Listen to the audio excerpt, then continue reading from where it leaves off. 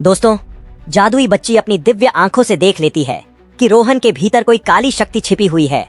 वह तुरंत समझ जाती है कि यह शक्ति खतरनाक है। जैसे ही जादू पूरा होता है, रोहन के शरीर से काली शक्ति धुएं की तरह बाहर निकल जाती है। यह दृश्य देखकर वहाँ मौजूद सभी लोग हैरान रह जाते हैं। तभी एक लड़का भावुक होकर बच्ची के चरणों में झुक जाता है। बच्ची मुस्कुराते हुए उसे एक जादुई मूली देती है, लेकिन तभी दादाजी आगे आकर वह मूली अपने हाथ में ले लेते हैं और कहते हैं, बेटी, इतनी मुझे ज्यादा जरूरत है। अचानक माहौल बदल जाता है।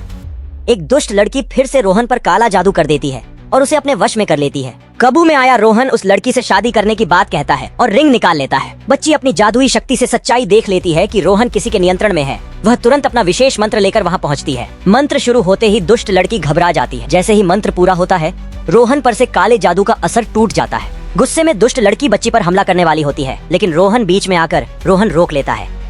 लड़की डरते हुए कहती है, मेरी कोई गलती नहीं है। रोहन गुस्से में जवाब देता है, तुम्हारी हिम्मत कैसे? वह तुरंत बॉडीगार्ड्स को बुलाता है और उस लड़की को घर से बाहर निकलवा देता है। सभी लोग बच्ची की ओर देखकर कहते हैं, प्यारी बच्ची, तुम तो सच में कमाल हो। तुम ही हम सबकी रक्षक हो। दादाजी प्यार से बच्ची को घर के अंदर भेज देते हैं। तब रोहन भावुक होकर कहता है, दादाजी, बच्ची कहीं नहीं जाएगी। वही हमारी दुनिया है, वही हमारी सब कुछ है। उधर बच्ची चुपचाप उस लड़की की रिंग लेकर अपनी जादुई शक्ति से कुछ देखने लगती है। तभी दो नौकरानियां दूध और कपड़े लेकर आती हैं और कहती हैं, बेटी, मालिक ने आपको तैयार होकर नाश्ते पर बुलाया है। कुछ देर बाद जब बच्ची तैयार होकर सबके सामने आती है तो सभी लोग उसे देखकर दंग रह जाते हैं। बच्ची इतनी प्यारी लग रही होती है कि सबकी नजरें उसी पर टिक जाती हैं। वह टेबल पर बैठकर नाश्ता करने लगती है। थोड़ी देर बाद बच्ची अमित के साथ बाहर जाने लगती है और तभी उसके लिए एक BMW कार आकर रुकती है।